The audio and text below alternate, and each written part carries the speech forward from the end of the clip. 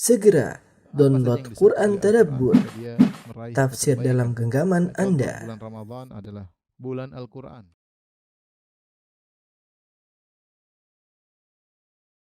Bismillahirrahmanirrahim. Assalamualaikum warahmatullahi wabarakatuh. Alhamdulillahi ala ihsanih wa syukru lahu ala taufiqihi wa amtinani. Asyhadu an la ilaha illallah wahdahu la syarika lahu ta'ziman li sya'nih. Wa asyhadu anna Muhammadan abduhu wa rasuluhu da'ila ridwanih. Allahumma salli alaihi wa ala alihi wa ashabihi wa ikhwani. Ibu-ibu yang dirahmati Allah Subhanahu wa taala, kita lanjutkan bahasan kita dari syarah Kitabul Jami', ya, karya Ibn Hajar Al-Asqalani rahimahullahu taala. Kita masuk pada hadis tentang adab, hadis yang kelima tentang adab-adab bermajelis. Wa an Ibnu Umar radhiyallahu anhuma qala, dari Ibnu Umar radhiyallahu anhuma, dia berkata, qala Rasulullah sallallahu alaihi wasallam, Rasulullah SAW bersabda, la yuqimur rajulu rajula min majlisihi thumma yajlisu fihi walakin tafassahu wa tawassa'u, muttafaqun alaih. Ibnu Umar berkata, Rasulullah SAW bersabda, janganlah seorang memaksa saudaranya berdiri dari tempat duduknya agar ia dapat menempati tempat duduk saudaranya tersebut. Akan tapi hendaknya mereka saling melapangkan dan merenggangkan sehingga saudaranya yang baru datang bisa duduk, ya.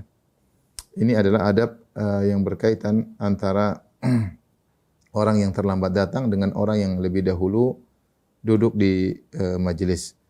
Majelis di sini adalah majelis umum yang merupakan majelis kebaikan, baik majelis salat Jumat atau majelis salat Id atau majelis pengajian, ya. Semua majelis yang merupakan majelis kebaikan. Bukan majelis-majelis kemaksiatan seperti majelis bioskop atau majelis yang lainnya, ya.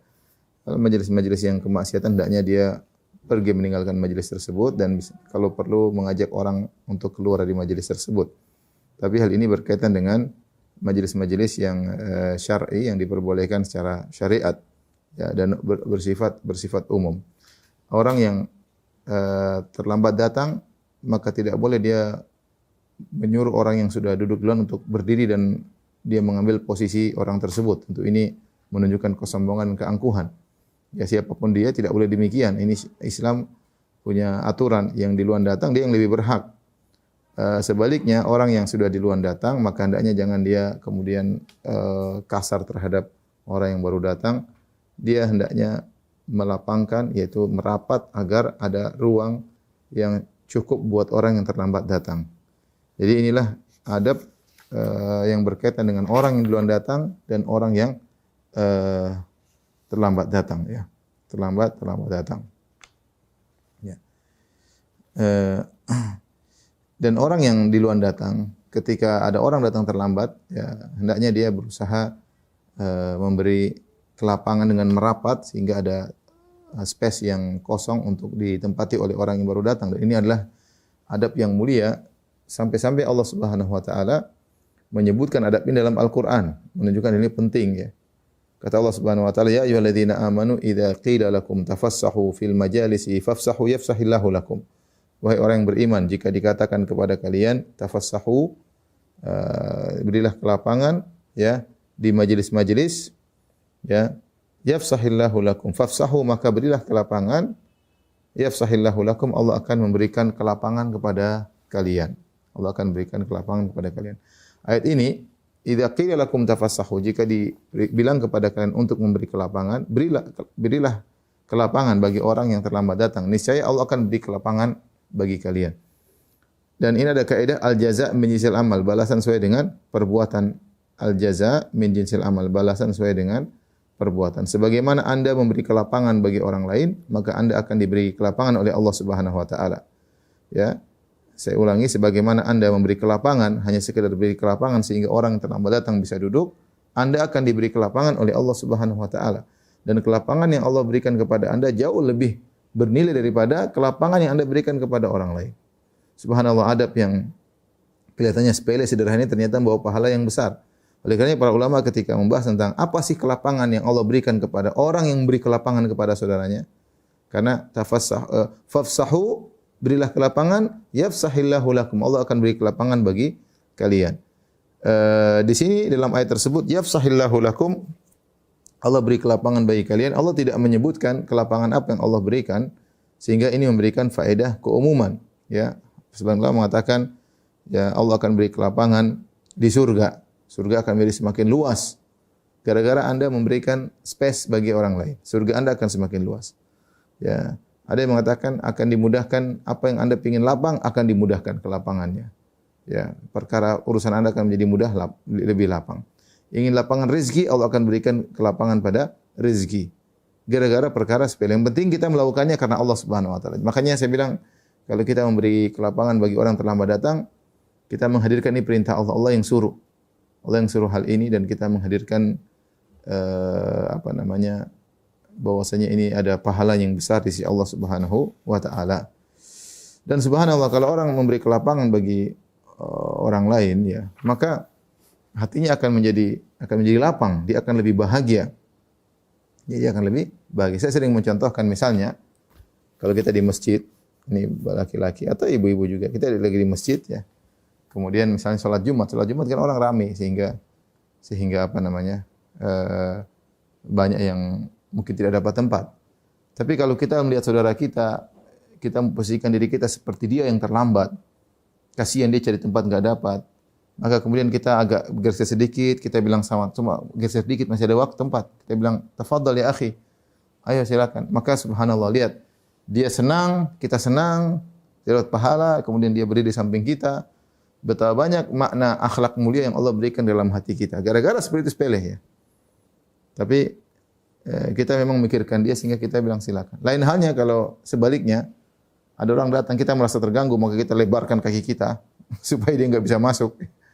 Lihat, dia jengkel, hati kita menjadi keras juga ya. Jadi sempit. Makanya kelihatannya akhlak ini sepele tapi ini hal berkaitan dengan dunia kita dan juga berkaitan dengan akhirat kita. Maka seorang bertakwa kepada Allah Subhanahu wa taala, jika ada yang terlambat maka dan dia punya memang masih mungkin untuk dilapangkan, kalau enggak mungkin ya lain cerita.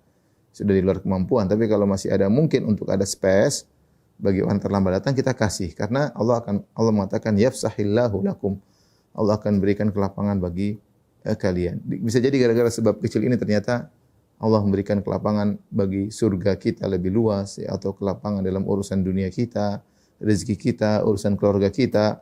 Wallahu alam bisawab. Allah Maha tahu apa yang kita kerjakan. Yang jelas niatnya karena Allah Subhanahu wa taala, bukan cari muka, tapi karena Allah Subhanahu wa taala. Ya. Saya ulangi, ini majelis umum berkaitan dengan majelis kebaikan, baik majelis salat 5 waktu ataupun majelis salat Jumat, majelis salat Id, majelis taklim atau majelis-majelis yang lainnya atau majelis-majelis yang lainnya.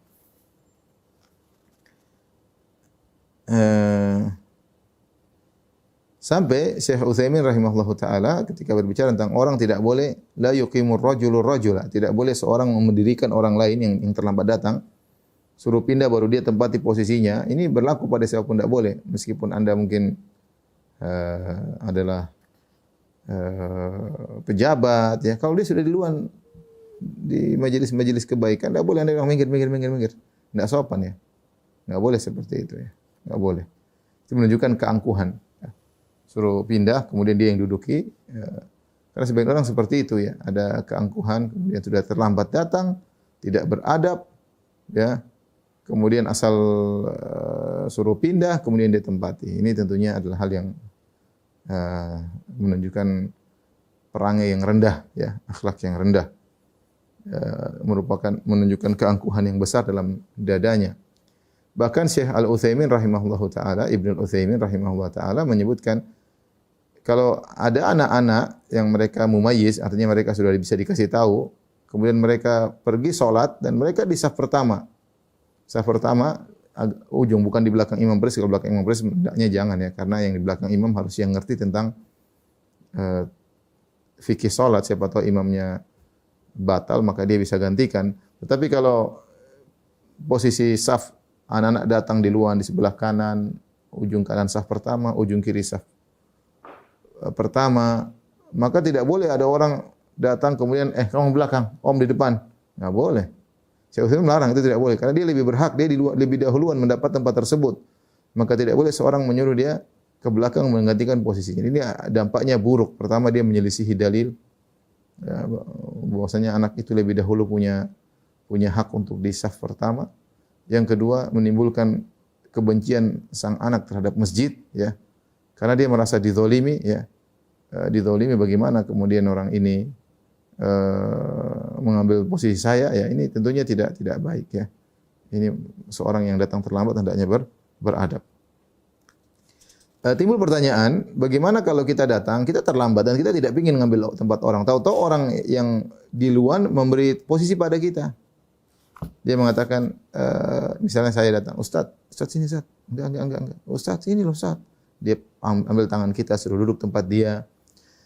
Ini pernah dilakukan kepada Ibnu Umar radhiyallahu ta'ala anhuma, ya. Dan Ibnu Umar tidak mau, ya. Ibnu Umar datang terlambat. Suatu hari Ibnu Umar radhiyallahu anhuma yang dia meriwayatkan hadis ini. Ya, dia yang meriwayatkan hadis ini, dia terlambat suatu majelis. Maka para hadirin berdiri meminta beliau untuk duduk di posisi mereka karena mereka hormat terhadap Ibnu Umar, sahabat. Namun Ibnu Umar tidak mau mengambil tempat duduk mereka, ya. Ini karena sikap warak beliau, ya. Tapi apa namanya? Karena apa? Karena khawatir orang itu ngasih kita tempat karena enggak enak misalnya. Dia sudah nyaman duduk di situ dengar pengajian, tahu-tahu kita datang dia enggak enak. Aduh, masa Ustaz berdiri saya duduk. Sini Ustaz ya. Kalau kita lihat dia menawarkan, itu hak dia sih, dia mau kasih kita terserah dia. Tapi kalau ada kesan bahwasanya dia karena enggak enak, ya, maka jangan kita terima. Mending enggak usah. Dan dalam kaidah bahwasanya hadiah kalau dikasihkan kepada kita karena enggak enak, kita enggak boleh terima.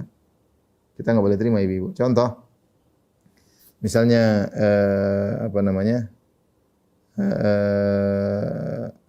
Misalnya kita lagi lewat tetangga kita lagi makan durian. Misalnya, yang paling enak apa? Durian ya, makan durian. Atau makan kue lah. Terus kita lewat. Terus dia enggak enak lihat kita lewat, ayo makan. Kita tahu ini dia basa-basi atau tidak. Kalau kita tahu dia basa-basi, jangan kita langsung mampir dengan pedenya. Oh, kebetulan, langsung datang ikut makan, enggak boleh. Itu namanya dia terpaksa enggak enak karena masa dia lewat, kita lewat, dia enggak nawarin kita. Kalau kita tahu itu kesan enggak enak, enggak usah. Enggak boleh. Karena kita tahu dia memberikan hadiah makanan kepada kita durian tersebut karena enggak enak kepada kita. Kalau orang beri hadiah, dia harus dengan lapang dada, dengan ridha, baru kita terima. Nah, kalau dalam kondisi seperti itu, kita lewat aja, oh, makasih, syukron, makasih gitu. Kalau ternyata dia keluar, dia balik, ayo, itu baru berarti dia benar-benar memberi dengan keridhaan. Buktinya dia berdiri, kemudian dia ambil tangan kita, dia ajak ke tempat dia, itu baru. Tapi kalau kita lewat, kita bilang makasih, syukron, dia bilang alhamdulillah. Makanya kita jangan pede aja begitu tawarin langsung datang ya. Oh sebentar, makan durian sebentar, saya panggil anak istri saya dulu, malah manggil anak, manggil istri, makan durian, ngabisin durian dia ya. Ini tidak boleh. Jadi kalau kita tahu orang berikan hadiah kepada kita karena tidak enak, jangan diterima. Jangan diterima karena namanya pemberian harus ridha, harus apa? Ridha. Sama, ketika kita datang terlambat, ada orang nawarin tempat buat kita, kesannya itu karena tidak enak sama kita, maka kita jangan. Tapi kalau benar-benar dia maksa, enggak apa-apa Ustaz, sini saat ini saya enggak apa kok. Saya biasa kok misalnya atau gimana. Ya udah enggak apa-apa, agar menyenangkan hati dia kita terima ya. Tapi kita lanjut pada hadis berikutnya, hadis yang ke-6 tentang anjuran menjilati jari sesudah makan. Anjuran menjilati jari sesudah makan. Ini berkaitan adab makan. Wa an Ibni Abbasin radhiyallahu ta'ala anhuma, dari sahabat Ibnu Abbas radhiyallahu anhuma, sepupu Nabi sallallahu alaihi wasallam, qala, beliau berkata, qala Rasulullah sallallahu alaihi wasallam bersabda, "Idza akala ahadukum ta'aman fala yamsah yadahu hatta yal'aqaha aw yul'iqaha." Jika salah seorang dari kalian makan makanan, maka jangan dia bersihkan dulu ya dengan tisu atau dengan air ya. Hatta yal'aqaha, sampai dia jilat, atau yul'iqu, atau dia jilatkan kepada istrinya atau kepada anaknya ya, kepada orang lain. Muttafaqun alaihi, hadis riwayat Imam Bukhari, Imam Muslim.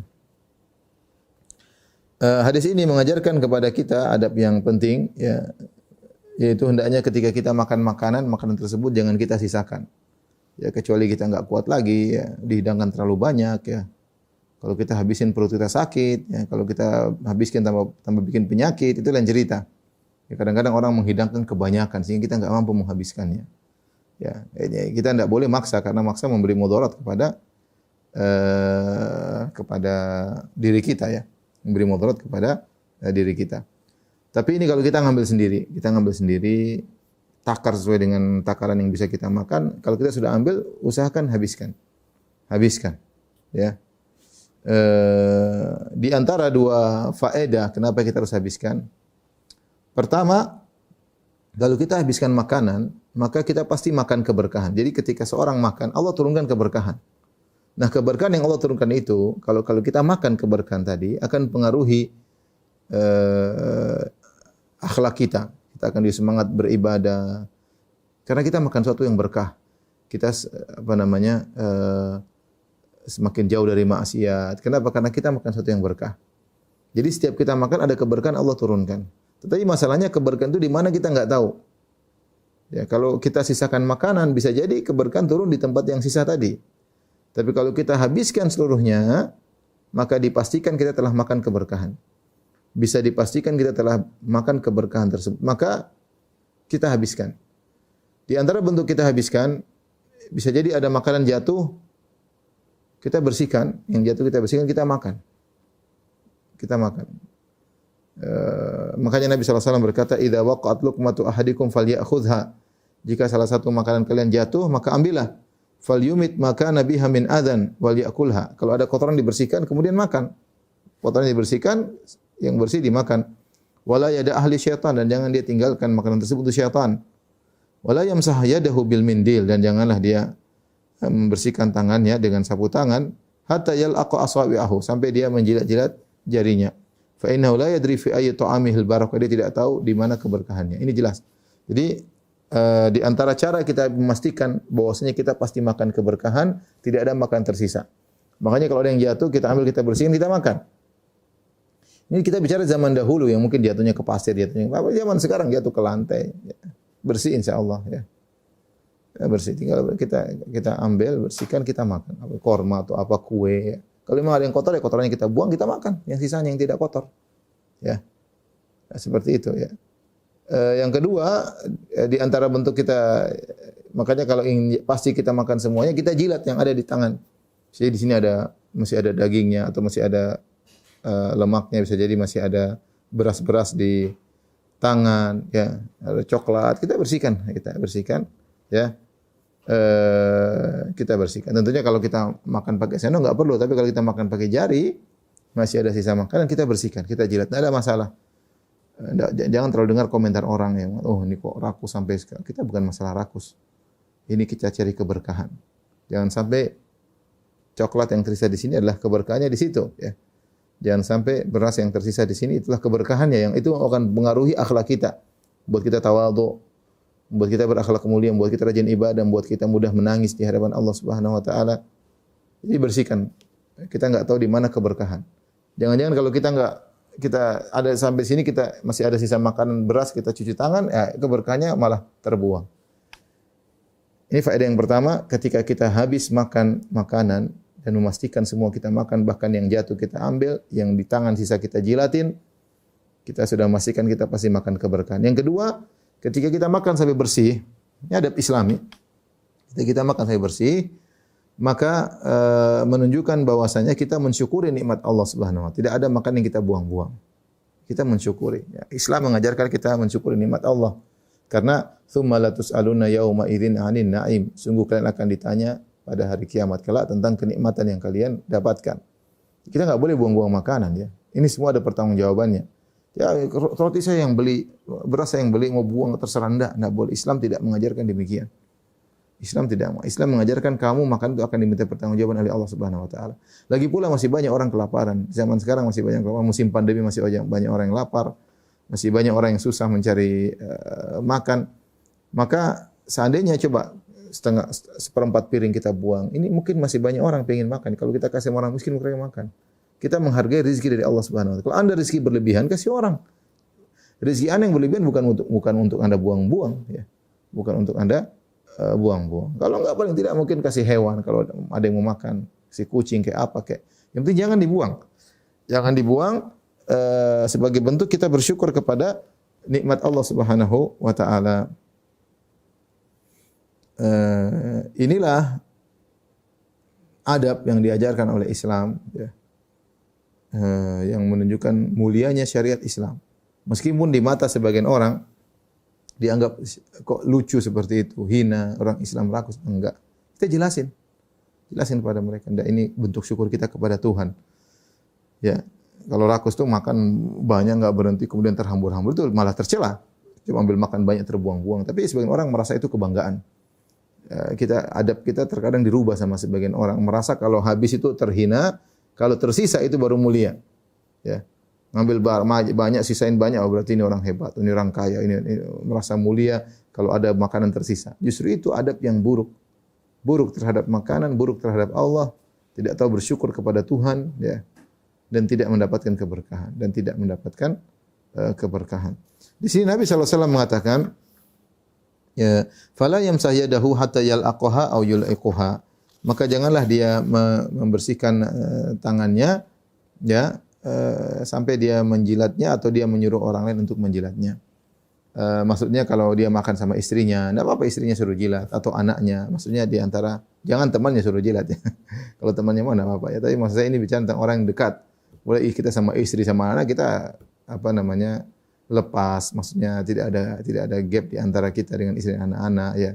Kita jilat tangan istri, oke, istri jilat tangan kita enggak ada masalah. Ini hal yang sangat biasa dan ini menumbuhkan kasih sayang di antara suami istri ya. Demikian juga di antara bentuk menjilat ketika misalnya makanan tersebut tersisa di sendok, mungkin kita makan pakai sendok, sendoknya kita bersihkan. Mungkin makan pakai sumpit, sumpitnya kita bersihkan. Intinya enggak ada makanan tersisa. Entah yang kita ambil dari tangan kita atau dari sendok, yang penting jangan ada yang tersisa ya. Sekali lagi, ini justru harusnya syariat yang kita banggakan, bentuk sosial. Ketika kita makan kita mikirkan orang lain. Masa kita buang, masih banyak orang kelaparan. Saya mengajarkan kalau kamu kelebihan makanan jangan dibuang, kasih sama orang. Kasih ke orang lain ya, kasih ke orang. Masih banyak orang yang miskin di tanah air, masih banyak orang yang susah, masih banyak orang yang miskin. Benar masih banyak ya. Masih banyak orang kelaparan ya. Masih banyak bagi mereka 100.000 itu sangat bernilai. Sangat bernilai ya. Kan kalau kita di negara-negara besar, negara maju ya 100.000 enggak ada nilainya ya. Tapi di sebagian tempat seperti di tanah air itu masih sangat bernilai. Bahkan di kota besar seperti Jakarta 100.000 itu sangat-sangat bernilai. Apalagi di kota-kota kecil ya. Baik, kita lanjutkan. Hadis yang ketujuh. Adab-adab memberi salam. Adab-adab memberi salam.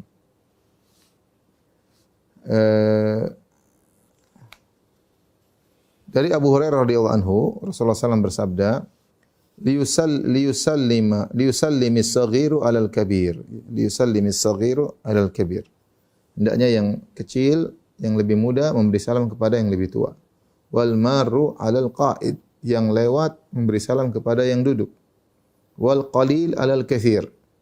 Yang sedikit memberi salam kepada yang lebih banyak. Wa fi riwayat Muslim, riwayat yang lain, war raqibu 'alal mashi. Yang naik kendaraan memberi salam kepada yang berjalan kaki. Saya ulangi, Rasulullah SAW bersabda, liyusallimis saghiru 'alal kabir. Yang muda memberi salam kepada yang lebih tua. Wal mar 'alal qa'id. Yang jalan kaki memberi salam kepada yang duduk. Wal qalil 'alal katsir. Yang sedikit memberi salam kepada yang banyak. Dalam riwayat yang lain, war raqibu 'alal masyi. Yang naik kendaraan memberi salam kepada yang berjalan kaki. Hadis riwayat Bukhari dan juga riwayat Muslim. Hadis ini memberikan penjelasan kepada kita tentang adab yang harus diperhatikan. Ibu-ibu, ini pembahasan dari Kitabul Jami, alhamdulillah sudah terbit ya. Ini jilid 1, ada 2 jilid ya. Tapi nggak tahu kalau di Brisbane gimana cara dapatnya. Ya. Kalau di Indonesia bisa di Tokopedia ada ya. Kalau di Australia, Allah alam gimana nanti. Taib, hadis ini memberikan penjelasan kepada kita tentang adab yang harus diperhatikan ketika seorang muslim berpapasan dengan muslim yang lainnya. Atau sekelompok muslim berpapasan dengan sekelompok yang lainnya. Kita tahu menebarkan salam adalah ibadah yang masyhur. Orang-orang sudah tahu tebarkan salam ibadah yang mulia. Hanya saja sebagian kaum muslimin masih melalaikan ibadah tersebut. Padahal apa susahnya? Assalamualaikum dapat pahala. Assalamualaikum, kita sebarkan salam, Allah malaikat catat ucapan kita tersebut. Cuma zaman sekarang memang orang jarang memberi salam ya. Bahkan Nabi SAW menyebutkan bahwasanya di antara tanda hari kiamat adalah memberi salam kepada alal ma'rifah, hanya kepada yang kenal saja kita beri salam. Ya. Padahal di antara ibadah yang mulia adalah memberi salam ala man ta'rif wa ala man la ta'rif. Memberi salam kepada orang yang kau kenal dan kepada orang yang kau tidak kenal. Itu ibadah mulia. Ibadah mulia. Namun zaman sekarang seorang hanya memberi salam kepada yang dia kenal saja ya. Padahal kalau kita mengucapkan salam di mana-mana maka itu syiar bagi kaum muslimin. Assalamualaikum, dan menampakkan bagaimana saling mencintai di antara kaum muslimin. Ya pokoknya ketemu orang assalamualaikum, tapi sudah kita bicara kota besar Jakarta udah enggak ada dah. Ya. Enggak ada ya. Pertama kita sendiri tidak mempraktekannya, kedua kadang kita bingung ini muslim atau kafir. Bahkan kita mau praktekannya kita malu ya. Kayak lagi di pesantren kali ngucapin salam ke sana kemari. Padahal sunnah ya. Mau di mall, mau di mana, assalamualaikum, di pasar, assalamualaikum. Ya. Tapi demikianlah ya. Demikianlah. Saya pernah sebutkan bagaimana Ibnu Umar radhiyallahu taala anhuma sengaja pergi ke pasar untuk mengucapkan salam. Ketemu orang assalamualaikum, tidak ingin belanja, diajak temannya, mau ikut enggak ikut, mau mana? Beri salam doang. Ketemu orang assalamualaikum, assalamualaikum. Ini sudah pernah saya sampaikan, kalau di Madinah ini ada orang seperti begini. Dia jalan di Masjid Nabawi ketemu assalamualaikum, assalamualaikum, assalamualaikum, salam. Dan orang biasa aja ya. Tahu ini sunnah. Cuma mereka tidak kerjain, tapi yang ada yang mengerjakan. Tapi kalau kita di kota besar di Jakarta, ini kita mengerjakannya pakai ulah enggak enak lah ya. Kita sama-sama orang muslim ya. Ya, kecuali kalau kita ragu ini muslim atau kafir ya. Karena di Jakarta banyak juga orang kafir non muslim ya. Tapi seharusnya kalau kita tahu sama-sama muslim, sama-sama muslimah, harusnya kita mengucapkan salam ya. Tapi di sini Rasulullah menyebutkan 4 model. Yang pertama liyusallimis saghiru alal kabir. Yang anak kecil yang lebih muda memberi salam kepada yang tua, dan ini merupakan bentuk hormat kepada orang tua ya, yang lebih tua. Ini adab ya. Kata Nabi sallallahu alaihi wasallam, "Laisa minna man lam yuwaqqir kabirana wa la yarham saghirana." Bukan dari golongan kami orang yang tidak menghormati yang lebih tua dan tidak sayang kepada yang lebih muda. Salah satu bentuk yaitu yang muda memberi salam terlebih dahulu ya. Kemudian juga yang kedua wal mar alal qaid. Yang lewat memberi salam kepada yang sedang duduk. Subhanallah, adab sopan santun yang diajarkan oleh Islam. Ya, kita di Indonesia juga orang lewat pagi Pak, ya maksudnya secara fitrah pun kita tahu orang yang lewat memberi salam kepada yang duduk. Ya. Menegur maksudnya menegur ya. Kalau bahkan saya rasa meskipun misalnya bukan orang Islam, adab menunjukkan hal tersebut ya. Yang lewat jangan nyelonong boy, asal lewat aja ya. Dia lewat menegur, pagi Pak atau monggo Pak, kalau orang Islam assalamualaikum ya. Harusnya demikian ya. Yang menunjukkan penghormatan ya. Ini merupakan wujud sopan santun seorang ya. Dan ini merupakan adab kesopanan. Yang ketiga wal qalil alal katsir. Yang jumlahnya sedikit lebih dulu memberi jumlah yang banyak ya. Wajar yang sedikit ya, harus tahu diri mereka lebih sedikit. Yang 2 rombongan lewat nih. Ini 5 orang, ini 100 orang. Yang 5 orang yang beri salam, assalamualaikum ya, seperti itu. Ya. Kemudian yang keempat warraqibu alal masyi, yang naik kendaraan memberi salam kepada yang berjalan kaki ya. Ya, sebagian ulama mengatakan hikmah dari adab ini agar yang naik kendaraan merendahkan hatinya ketika dia berkendara ya. Dia mentang-mentang kalau mungkin ya, kalau di kota besar seperti Jakarta ya, mungkin ya enggak begitu kerasa ya. Paling bedanya kalau kendaraan mewah sama kendaraan yang murahan. Tapi kalau di kampung orang punya mobil, terus satunya jalan kaki, beda sekali kelihatan. Si punya mobil mewah, sudah berhasil pulang dari ibu kota, sekarang pulang punya mobil lah. Orang bisa saja dengan punya mobil tersebut, punya kendaraan ya, timbul sesuatu dalam hatinya. Maka di antaranya diajarkan untuk merendahkan dirinya, dia yang beri salam lebih dahulu.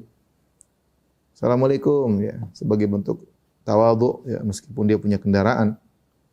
Ya, orang jalan kalau zaman dulu dia naik onta atau naik kuda, lewat orang berjalan ya, dia yang beri salam. Assalamualaikum ya. Ya, karena bisa saja ketika dia memiliki tunggangan atau memiliki kendaraan ada sesuatu yang mengganggu hatinya, angkuh atau yang semisalnya. Ya. Jadi dalam hal ini yang naik kendaraan yang beri salam kepada yang berjalan kaki. Ya. Ini adalah adab. Adab, maksudnya yang kecil memberi salam kepada yang tua, yang lewat memberi salam kepada yang duduk, yang sedikit memberi salam kepada yang banyak, yang naik kendaraan memberi salam kepada yang jalan kaki. Tapi seandainya jika terjadi sebaliknya tidak jadi masalah.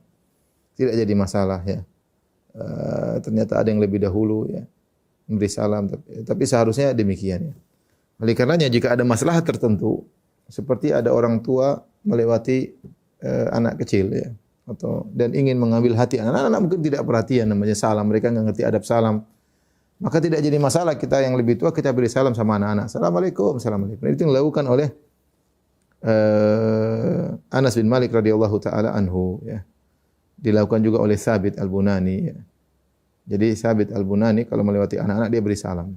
Kenapa? Kata dia Anas bin Malik juga begitu kalau anak-anak dia kasih salam. Anas kenapa begitu? Karena Nabi kalau melewati anak beri salam. Jadi perawi hadis ini mempraktekkan hal tersebut. Ya, Thabit bertanya kepada Anas, "Kenapa lewat anak-anak? Kan harusnya anak yang beri salam kepada lebih tua." Dia bilang, "Aku melihat Nabi sallallahu alaihi wasallam marra ala gilmanin melewati anak-anak fasallama alaihim." Rasulullah SAW beri salam kepada mereka ya. Ya ada maslahatnya. Terkadang kita merendahkan diri kita untuk ada maslahat agar anak-anak mengenal sunnah salam. Ya.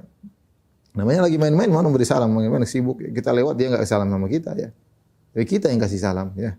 Kasih salam anak-anak meskipun mereka masih kecil-kecil, kita lebih tua, tidak jadi masalah, tidak jadi masalah. Taib, ada beberapa yang perlu jadi catatan. Pertama, jika dua orang yang setara berpapasan, orang yang setara seperti dua orang sama-sama berkendaraan, atau dua orang sama-sama sedang berjalan, atau dua orang sama-sama usianya sama.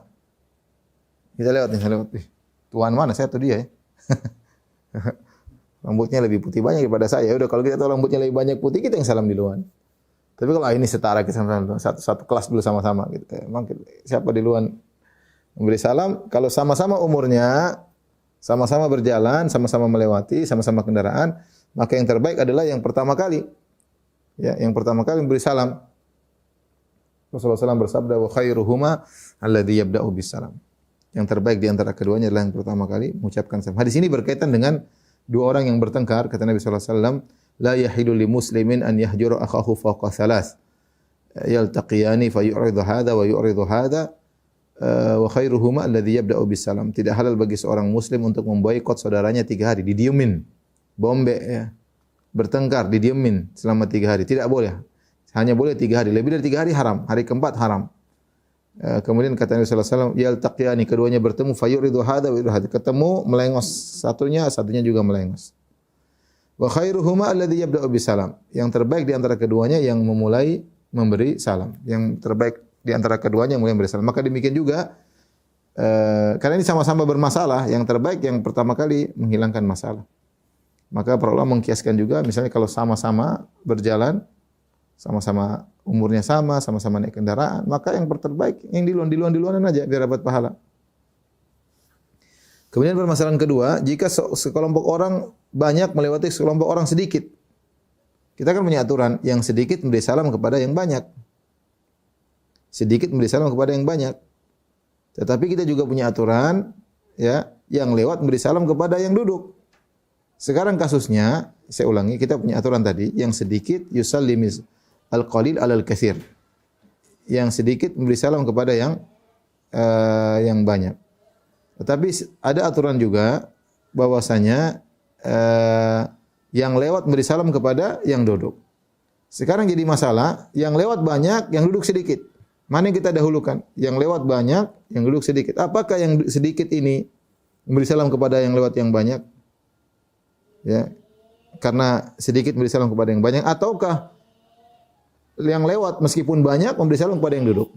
Maka dalam ini ada bertentangan dua adab. Mana yang didahulukan? Apakah yang lewat memberi salam kepada yang duduk padahal yang lewat banyak, ataukah yang sedikit memberi salam kepada yang banyak padahal yang sedikit dalam kondisi duduk. Maka yang benar dalam hal ini bahwasanya yang memberi salam tetap yang lewat. Memberi salam tetap yang lewat. Ya, ini pendapat Imam Nawawi rahimahullahu taala ya. Ya, meskipun yang lewat lebih banyak, lebih banyak. Karena hal ini seperti mereka kiaskan seperti adab masuk rumah. Adab masuk rumah ya yang ngetuk pintu yang datang, meskipun dalam rumah cuma satu orang yang masuk rumah, mau bertamu 1.000 orang, tetap yang ngetuk pintu yang 1.000 orang ya. Jadi seorang yang duduk dia sedang di kawasannya, gampangannya, maka yang lewat itu yang memberi salam meskipun lebih banyak. Kemudian yang berikutnya, jika ada sekelompok orang yang saling lewat, ini 5 orang, ini 100 orang, ya, atau 1 orang lewat 5 orang, 1 orang lewat. Kan kita tahu kaidahnya yang sedikit memberi salam kepada yang banyak. Maka ketika 1 orang lewat banyak orang, di antara adab dia memberi salam kepada semuanya. Jangan dia mengkhususkan. Misalnya di antara 5 orang itu dia kenal si Joko. Joko, assalamualaikum. Padahal kan ada 4 orang yang lain. Ini adab kadang-kadang kita nggak perhatikan, ya. Harusnya ketika kita ketemu 5 orang kita sendiri, kita salami semuanya. Assalamualaikum, jabat tangan semuanya. Baru ketika berhenti di Joko, kita Joko gimana kabarnya? Baru kita yang kelima. Jangan kita datang ini misalnya 1, kemudian kita langsung tertuju kepada Joko saja. Assalamualaikum, gimana kabar Joko? Ya ini yang lain yang 4 ini enggak pedulikan, ini enggak benar. Yang 4 tidak kita pedulikan, kita hanya menuju kepada si Joko.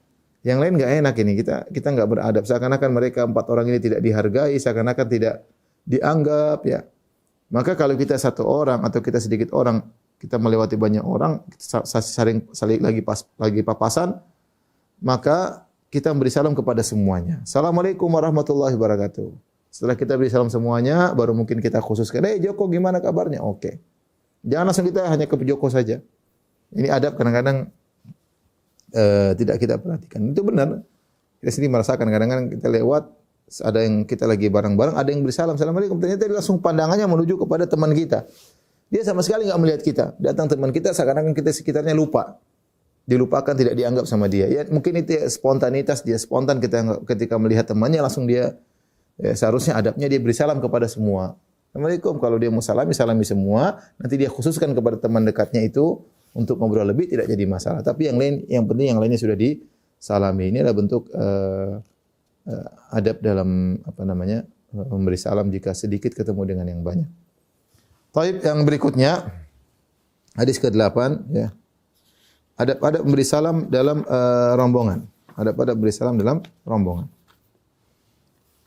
Dari Ali bin Abi Thalib radhiyallahu ta'ala anhu, beliau berkata, Rasulullah SAW bersabda, "Yujzi'u anil jama'ati idza marru an yusallima ahaduhum wa yujzi'u anil jama'ati an yarudda ahaduhum."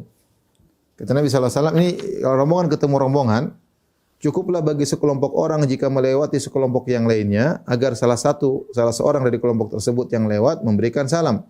Begitu pula sebaliknya, cukup bagi yang disalami salah satu dari mereka yang menjawab. Misalnya 5 orang ketemu 5 orang. Tidak harus 5 orang ini Assalamualaikum rame-rame, tidak perlu. 1 saja memberi salam mewakili cukup. Assalamualaikum. Dan yang jawab juga tidak harus seluruhnya. 1 aja mewakili sudah cukup. Seandainya mereka rame-rame kayak Assalamualaikum, boleh. Jawab ramai juga boleh. Waalaikumsalam ramai juga boleh. Dan ini majelis kita banyak. Apalagi misalnya majelis jalan kaki. Kadang-kadang saya jalan kaki, olahraga pagi-pagi, ketemu dengan orang-orang banyak. Ya kita salam aja. Assalamualaikum gitu. Misalnya saya berdua, saya sendiri yang beri salam sudah cukup. Mereka 5 orang ketemu orang-orang tua, 1 menjawab sudah cukup. Tidak harus semuanya menjawab.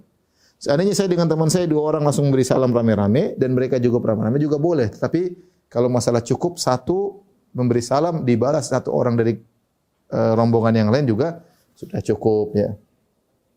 Misalnya majelis sepeda juga lagi, majelis sepeda kemudian lewat Assalamualaikum sudah cukup, yang lain Waalaikumsalam sudah cukup ya. Sudah cukup, tidak harus semuanya. Ini adalah kemudahan ya, kemudahan dalam syariat ya, karena kan orang bilang kalau memberi salam yang dengar harus jawab ya, repot kalau semuanya wajib untuk menjawab, repot ya. Jadi Nabi mengatakan cukup 1 orang saja ya. Hadis ini maknanya demikian ya.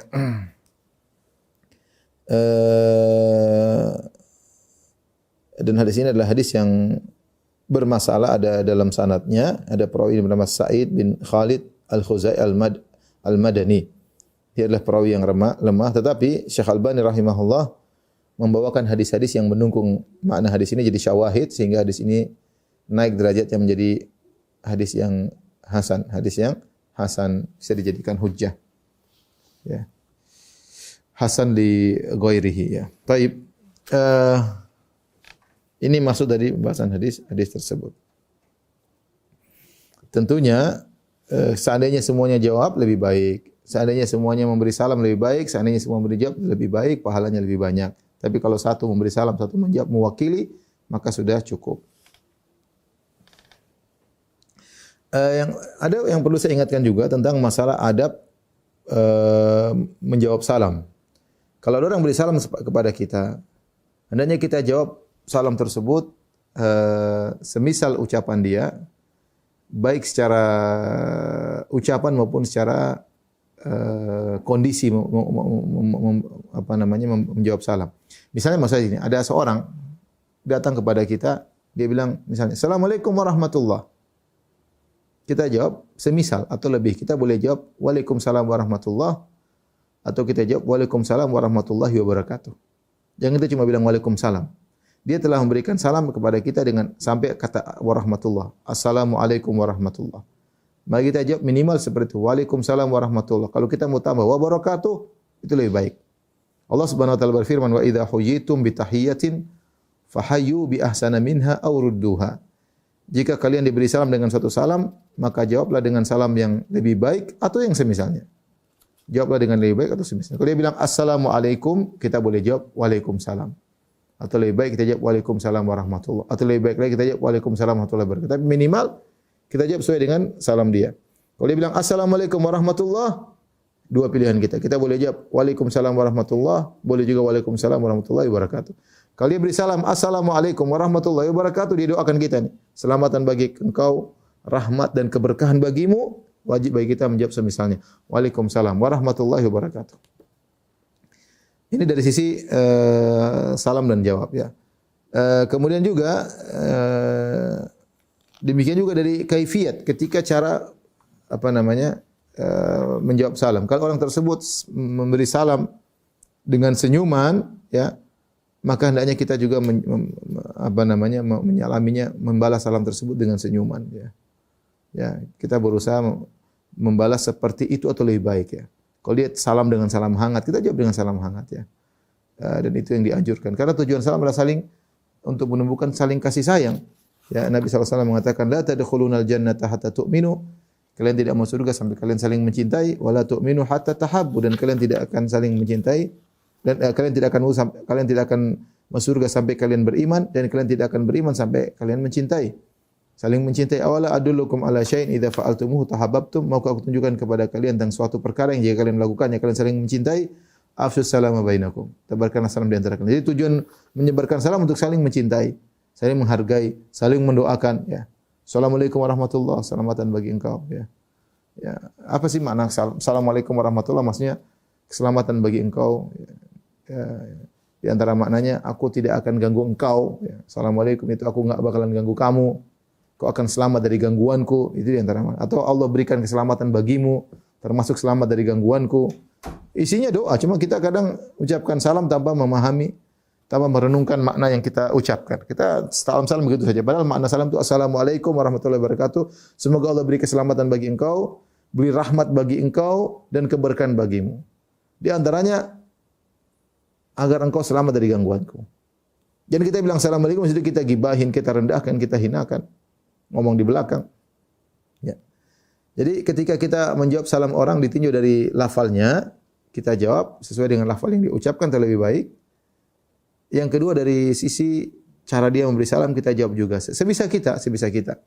Terkadang kita tidak mampu, contoh seperti saya habis pengajian orang beri salam. Banyak orang senyum-senyum salam, saya enggak bisa senyum semuanya. Tidak semua saya bisa, kalau misalnya ada 100 orang salam ya saya paling jabat tangan secepatnya aja ya. Saya enggak bisa hangat seperti mereka karena kondisi tidak memungkinkan. Tapi kalau satu-satu mungkin bisa. Berusaha kita menjalankan perintah Allah Subhanahu wa taala, menjawab salam dengan semangat sebagaimana dia semangat memberi salam kepada kita. Kemudian ingat salam yang terbaik adalah Assalamualaikum warahmatullahi wabarakatuh. Maka tidak perlu kita tambah-tambahin ya. kata assalamualaikum warahmatullahi wabarakatuh, apalagi tambah-tambah enggak perlu. Yang terbaik adalah assalamualaikum warahmatullahi wabarakatuh. Taib, yang terakhir berkaitan dengan adab salam pada kesempatan kali ini adalah larangan mengucapkan salam terlebih dahulu kepada orang kafir. Larangan mengucapkan salam terlebih dahulu kepada orang kafir. Dari Abu Hurairah radhiyallahu anhu, ya. Beliau berkata, Rasulullah SAW bersabda, "La tabda'ul yahuda walan nasara bis salam." Jangan kalian mendahulukan mengucapkan salam kepada Yahudi maupun Nasrani. Fa idza laqitum ahadahum fi tariqin fattaruhu ila adyaqihi. Kalau kalian berpapasan dengan salah seorang dari mereka, ya, di suatu jalan, maka desaklah mereka agar mereka berjalan ke jalan yang minggir, di jalan yang sempit, yaitu ke jalan yang di pinggir. Jangan kalian ngalah, kalian tetap aja lurus biar dia yang minggir, ya. Ini hadis riwayat Muslim, ya. Apa maksud hadis ini, ya? Hadis ini bukan mengajarkan kita kasar kepada non-muslim sebagaimana dipahami oleh sebagian orang. Mereka lihat Islam mengajarin kalau lewat sama ketemu orang kafir suruh minggir, enggak. Ini bukan demikian, ya. Ini hadis ini perlu kita pahami. Pertama, kalau kita bicara tentang bagaimana Islam terhadap non-muslim, terlalu banyak dalil yang menunjukkan. Jangan dilihat satu dalil aja, terlalu banyak dalil bagaimana kasih sayang bahkan terhadap non-muslim. Kita harus berbuat adil. Ya, tidak boleh kita menzalimi manusia, jangankan manusia, hewan pun tidak boleh kita zalimi, apalagi manusia, ya. Makanya Allah berfirman, la yanhaakumullahu 'anil ladzina lam yuqatilukum fid din wa lam yukhrijukum min diyarikum an tabarruhum wa tuqsitu ilaihim. Janganlah Allah tidak melarang kalian untuk berbuat baik dan berbuat adil kepada orang-orang kafir yang tidak memerangi agama kalian dan tidak mengusir kalian dari rumah-rumah kalian. Allah tidak melarang kita berbuat baik. Lihatlah praktek Nabi sallallahu alaihi wasallam, bagaimana teladan Nabi sallallahu alaihi wasallam, ya, berkasih sayang. Bahkan Rasulullah SAW pernah berkata, ala man zalama mu'ahadan, ketahuilah siapa yang menzalimi orang kafir zimmi, ya. Kafir tinggal di negara Islam, dia numpang di negara Islam, kemudian dizalimi, kata Rasulullah SAW, hati-hati, ya. Man zalama mu'ahadan aw intaqasahu aw akhadha malahu bighairi tibi nafsihi aw kallafahu fawqa taqatihi fa ana hajijun, ya.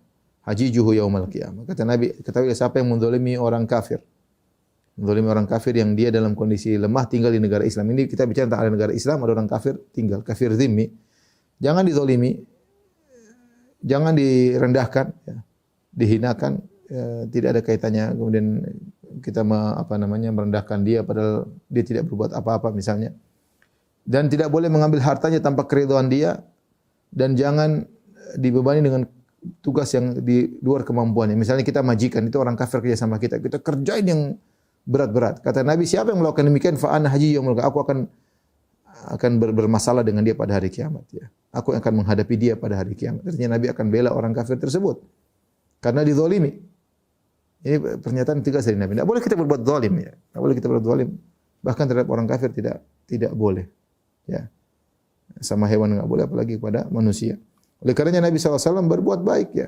Bagaimana pembantunya, ada gulam kana yakhdimun Nabi SAW. Ada seorang anak muda yang dahulunya membantu Nabi SAW. Ketika dia sakit, Nabi datang, Nabi kunjungi. Nabi akhirnya dia masuk Islam. Bagaimana Rasulullah SAW menyuruh memperhatikan tetangga meskipun tetangga non-muslim. Kalau tidak salah hadis Abdullah bin Amr bin As, dia berkata, kenapa kau tidak bikin makanan? Sudahkah kau bikin makanan yang enak kau bagikan kepada tetangga kita Yahudi? Dia tanya sama keluarganya. Ini makanan sudah dibikin enggak bagi sama tetangga kita Yahudi? Sami'tu Nabi sallallahu alaihi wasallam yaqul, aku mendengar Rasulullah SAW bersabda, la yazalu Jibril yusini bil jar hatta dhanantu annahu sayuwarrithuhu. Sungguh aku senantiasa mendengar Jibril berwasiat kepadaku untuk berbuat baik kepada tetangga sampai aku menyangka tetangga akan menjadi ahli waris. Tetangga tersebut termasuk tetangga non-muslim. Bagaimana maksud saya Islam bersikap adil, ya. Bersikap adil, ya. Dan banyak ini pembahasan tidak usah kita bahas, artinya banyak sekali. Kemudian datang hadis seperti ini jangan dipahami bahwasanya Islam menyuruh kita berbuat zalim kepada orang kafir, tidak. Tetapi setiap masing-masing ada momennya. Ada momen kita tidak perlu merendahkan diri di hadapan orang kafir, ya. Contoh misalnya kita mungkin kalau ada yang masuk dalam kepemimpinan, jangan orang kafir yang ngomong kita diam aja. Jangan dia menjadi singa podium kemudian kita ngalah melulu. Enggak, ini saatnya orang muslim menunjukkan izzahnya. Bukan untuk merendahkan, tidak, tapi kita menunjukkan orang Islam punya izzah. Sama ketika berjalan, ya ini kita bicara negara Islam ya. Negara Islam, ya Rasulullah bicara tentang negara Islam yang kemudian orang kafir numpang di negara Islam. Ya kalau kita jalan jangan kita malah mengalah seakan-akan kita rendah dia yang lewat. Karena banyak orang yang melihat orang kafir dengan pandangan kagum. Sehingga dia merasa malu dengan Islamnya. Rasulullah bilang jangan yang seperti itu. Ya. Kalau kita jalan ya enggak usah kita minggir-minggir. Biar dia yang minggir. Kita lurus saja gini ya jalan kita, ya. Itu maksudnya. Jadi ada momen-momen di mana kita harus menunjukkan izzah kita, bukan kita selalu mengalah, merendah ya. Tawadhu tidak pada tempatnya ya. Seakan-akan Islam lemah, seakan-akan Islam tidak ada nilainya. Ada saatnya kalau kita bicara. Ya, seperti itu. Ada saat momennya. Tentunya ini dipraktekkan pada kondisi di negara Islam kalau ada orang kafir tinggal, bukan dikerjakan di setiap kondisi, apalagi seperti sebaliknya kita malah numpang di negara kafir misalnya, jangan begitu ya. Ya biasa-biasa aja ya. Jangan salah praktek ya. Atau jangan praktek mobil disuruh minggir kita mepetin mobil orang kafir ya, enggak, ini maksudnya jalan di jalan ya ketika di negara Islam, kemudian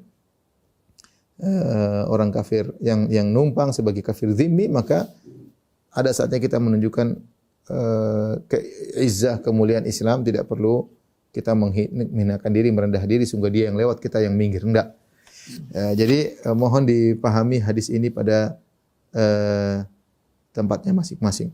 Taib yang berkaitan yang kita berkaitan dengan salam ya. Kata Nabi la tabda'ul yahuda walan nasara bis salam. Jangan mulai mengucapkan salam kepada Yahudi dan Nasara. Jangan kita mulai. Kenapa? Karena assalamualaikum adalah doa.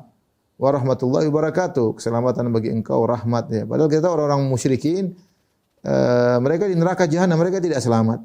Mereka tidak dapat rahmat, mereka tidak selamat. Maka tidak pantas kita memberikan doa yang mulia ini kepada mereka.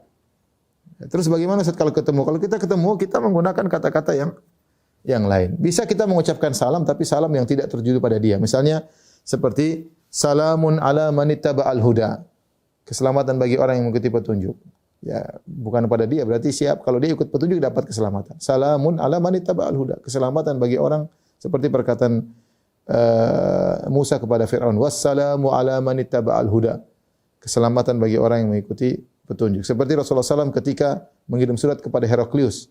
Rasulullah SAW berkata, salamun ala manittaba'al huda. Keselamatan bagi yang mengikuti petunjuk. Jadi kita bilang salamun ala manittaba'al huda, selamat, kita berarti tidak menyatakan keselamatan bagi dia. Ini salam bersyarat, kau selamat kalau kau ikuti petunjuk. Atau kita mengucapkan assalamu alaina wa ala ibadillahi salihin. Keselamatan bagi kita kepada hamba yang saleh. Kalau assalamu alaika ini bermasalah. Selamat engkau, gimana selamat dia musyrik? Maka tidak boleh kita mulai memberi. Kalau dia yang di luar assalamualaikum, kita jawab waalaikumsalam ya. Kalau dia di luar mengucapkan doa, kita jawab waalaikum. Ya, atau kita bilang waalaikumsalam, tergantung apa yang dia ucapkan. Terus bagaimana solusinya Ustaz? Kalau kita ketemu dengan non muslim, kita tidak menyapa. Kita nyapa tapi jangan pakai salam. Kita bisa bilang pagi Pak, sore Pak, gimana Pak, sehat Pak, gimana kabarnya Pak? Banyak hal kita basa-basi bisa. Good morning ya, terserah. Ini tidak jadi masalah ya. Ini solusi. Tidak perlu kita bilang assalamualaikum. Kalau dia non muslim tidak boleh kita mendahului mengucapkan assalamualaikum warahmatullahi wabarakatuh kepada non muslim. Kalau dia ucapkan di luar kita balas. Wallahu a'lam bishawab. Demikian saja ibu-ibu yang dirahmati Allah Subhanahu wa taala, kajian kita insyaallah kita lanjutkan di kesempatan yang lain. Wabillahi taufiq wal hidayah. Assalamualaikum warahmatullahi wabarakatuh.